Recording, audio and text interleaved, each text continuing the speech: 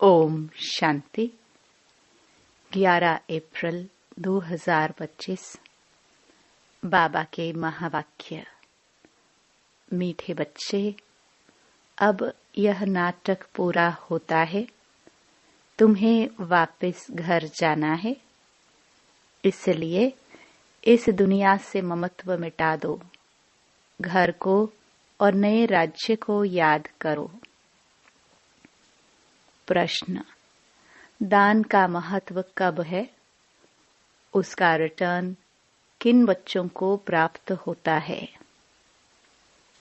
उत्तर: दान का महत्व तब है जब दान की हुई चीज में ममत्व न हो। अगर दान किया फिर याद आया तो उसका फल रिटर्न में प्राप्त नहीं हो सकता।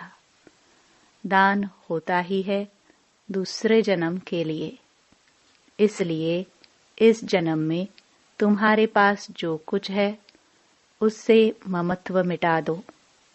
ट्रस्टी होकर संभालो। यहाँ तुम जो ईश्वरीय सेवा में लगाते हो, हॉस्पिटल व कॉलेज खोलते हो, उससे अनेकों का कल्याण होता है। उसके रिटर्न में 21 जन्मों के लिए मिल जाता है। ओम शांति। बच्चों को अपना घर और अपनी राजधानी याद है। यहाँ जब बैठते हो तो बाहर के घर घाट, धंधे धोरी आदि के ख्यालात नहीं आने चाहिए। बस अपना घर ही याद आना है। अब इस पुरानी दुनिया से नई दुनिया में रिटर्न है। यह पुरानी दुनिया तो खत्म हो जानी है। सब स्वाहा हो जाएगा आग में। जो कुछ इन आंखों से देखते हो, मित्र संबंधी आदि, ये सब खत्म हो जाना है। यह ज्ञान बाप ही रूहों को समझाते हैं। बच्चों, अब वापस अपने घर चलना है।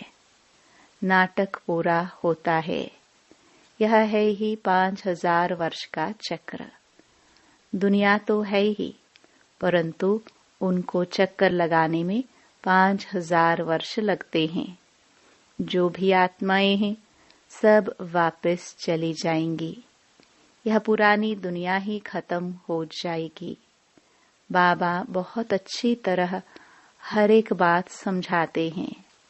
कोई मनहूस होते हैं तो मुफ्त अपनी जायदाद गवा बैठते हैं। भक्ति मार्ग में दान पुण्य तो करते हैं ना। कोई ने धर्मशाला बनाई, कोई ने हॉस्पिटल बनाई। बुद्धि में समझते हैं इनका फल दूसरे जन्म में मिलेगा। बिगर कोई आश अनासक्त हो कोई करे, ऐसा होता नहीं है। बहुत कहते हैं फल की चाहना हम नहीं रखते हैं, परंतु नहीं, फल अवश्य मिलता है। समझो, कोई के पास पैसा है, उनसे धर्माऊ दे दिया तो बुद्धि में यह रहेगा, हमको दूसरे जन्म में मिलेगा। अगर ममत्व गया, मेरी यह चीज है, ऐसा समझा तो फिर वहां नहीं मिलेगा। दान होता ही है दूसरे जन्म के लिए। जबकि दूसरे जन्म में मिलता है तो फिर इस जन्म में ममत्व क्यों रखते? इसलिए ट्रस्टी बनाते हैं तो अपना ममत्व निकल जाए। कोई अच्छे साहूकार के घर में जन्म लेते हैं तो कहेंगे उसने अच्छे कर्म किए हैं। कोई राजा रानी के पास जन्म लेते हैं क्योंकि दान पुण्य किया है, परंतु वह है अल्पकाल, एक जन्म की बात। अभी तो तुम यह पढ़ाई पढ़ते हो, जानते हो इस पढ़ाई से हमको यह बनना है तो दैवी गुण धारण करना है। यहाँ दान जो करते हो उनसे यह रूहानी यूनिवर्सिटी, हॉस्पिटल खोलते हैं। दान किया तो फिर उनसे ममत्व मिटा देना चाहिए, क्योंकि तुम जानते हो हम भविष्य 21 जन्म के लिए बाप से लेते हैं। यह बाप मकान आदि बनाते हैं। यह तो टेम्पररी है, नहीं तो इतने सब बच्चे कहाँ रहेंगे। देते हैं सब शिव बाबा को।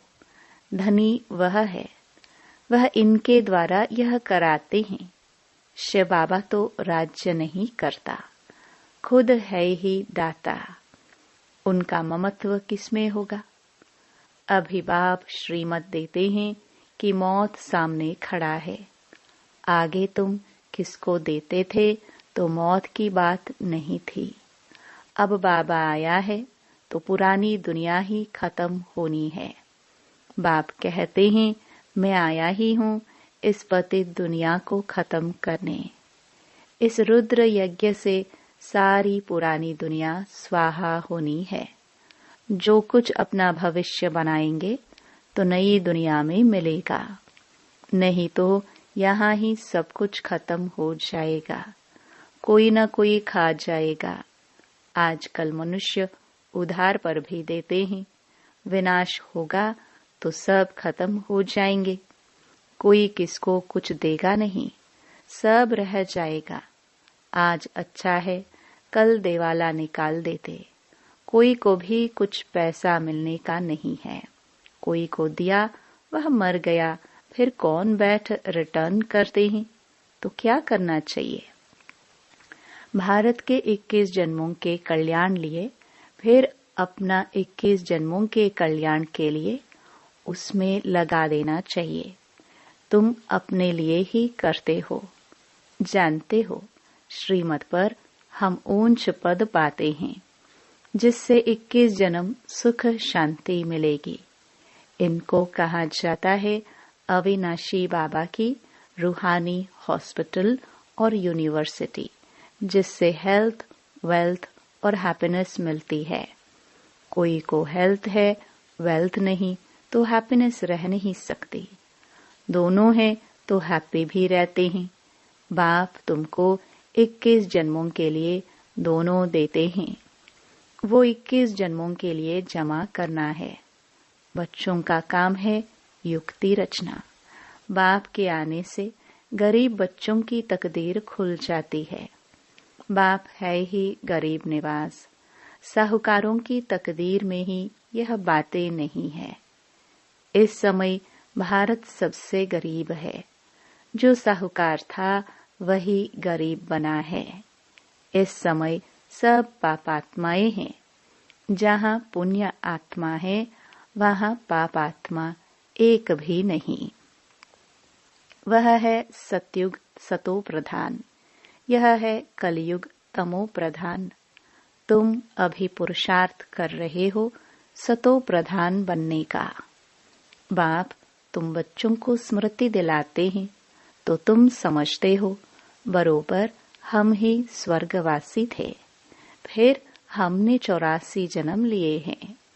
बाकी 84 लाख योनियां तो गपोड़ा है। क्या इतना जन्म जानवर योनि में रहे? यह पिछाड़ी का मनुष्य का मर्तबा है। क्या अब वापस जाना है? अब बाप समझाते हैं मौत सामने खड़ा है। 40-50 हजार वर्ष है नहीं। मनुष्य तो बिल्कुल घोर अंधियारे में है। इसलिए कहा जाता है पत्थर बुद्धि। अभी तुम पत्थर बुद्धि से पारस बुद्धि बनते हो। यह बातें कोई सन्यासी आदि थोड़ी बता सकते हैं। अब तुमको बाप स्मृति दिलाते हैं कि वापस जाना है। जितना हो सके अपना बैगेज ट्रांसफर कर दो। बाबा यह सब लो, हम सतयुग में 21 जन्म के लिए पालेंगे। यह बाबा भी तो दान पुण्य करते थे, बहुत शौक था। व्यापारी लोग 2 पैसा धर्माऊ निकालते हैं, बाबा 1 आना निकालते थे। कोई भी आए तो दरवाजे से खाली न जाए। अभी भगवान सम्मुख आए हैं, यह किसको पता नहीं है। मनुष्य दान पुण्य करते करते मर जाएंगे, फिर क्या मिलेगा? पवित्र बनते नहीं, बाप से प्रीत रखते नहीं। बाप ने समझाया है, यादव और कौरवों की यह विनाश काले विपरीत बुद्धि, पांडवों की है विनाश काले प्रीत बुद्धि। यूरोप वासी सब यादव हैं जो मुसल आदि निकालते रहते हैं। शास्त्रों में तो क्या क्या बातें लिख दी हैं, ढेर शास्त्र बने हुए हैं ड्रामा प्लान अनुसार। इसमें प्रेरणा आदि की बात नहीं। प्रेरणा माना विचार। बाकी ऐसे थोड़े बाप प्रेरणा से पढ़ाते हैं। बाप समझाते हैं। यह भी एक व्यापारी था, अच्छा नाम था, सभी इज्जत देते थे। बाप ने प्रवेश किया और इसने गाली खाना शुरू कर दी। शिव बाबा को जानते नहीं, न उनको गाली दे सकते हैं, गाली यह खाते हैं। श्री कृष्ण ने कहा ना, मैं नहीं माखन खायो। यह भी कहते हैं, काम तो सब कुछ बाबा का है, मैं कुछ नहीं करता हूँ, जादूगर वह है, मैं थोड़े हूँ। मुफ्त में इनको गाली दे देते हैं। हमने कोई को भगाया क्या? किसको भी नहीं कहा कि तुम भाग कर आओ। हम तो वहां थे, यह आपे ही भाग आए। मुफ्त में दोष डाल दिया है। कितनी गाली खाई, क्या क्या बातें शास्त्रों में लिख दी हैं। बाप समझाते हैं, यह फिर भी होगा। यह है सारी ज्ञान की बात। कोई मनुष्य यह थोड़ी कर सकता है। सो भी ब्रिटिश गवर्नमेंट के राज्य में कोई के पास इतनी कन्याएं माताएं बैठ जाए, कोई कुछ कर ना सके। कोई के संबंधी आते थे तो एकदम भगा देते थे। बाबा तो कहते थे, भल इनको समझा कर ले जाओ, मैं कोई मना थोड़ी करता हूँ। परंतु किसकी हिम्मत नहीं होती थी। बाप की ताकत थी ना, नथिंग न्यू। यह फिर भी सब होगा। गाली भी खानी पड़े। द्रौपदी की भी बात है। ये सब द्रौपदिया और दुशासन है, एक की बात नहीं थी। शास्त्रों में यह गपोड़े किसने लिखे? बाप कहते हैं, यह भी ड्रामा में पार्ट है। आत्मा का ज्ञान ही कोई में नहीं है। बिल्कुल ही देह अभिमानी बन पड़े हैं। देही अभिमानी बनने में मेहनत है। रावण ने बिल्कुल ही उल्टा बना दिया है। अब बाप सुल्टा बनाते हैं। देही अभिमानी बनने से स्वतः स्मृति रहती है कि हम आत्मा है, यह देह बाजा है बजाने लिए। यह स्मृति भी रहती तो दैवी गुण भी आते जाते हैं। तुम किसको दुख भी नहीं दे सकते। भारत में ही इन लक्ष्मी नारायण का राज्य था। 5000 वर्ष की बात है। अगर कोई लाखों वर्ष कहते हैं तो घोर अंधेरे में है। ड्रामानुसार जब समय पूरा हुआ तब बाप फिर से आया है। अब बाप कहते हैं, हमारी श्रीमत पर चलो। मौत सामने खड़ा है।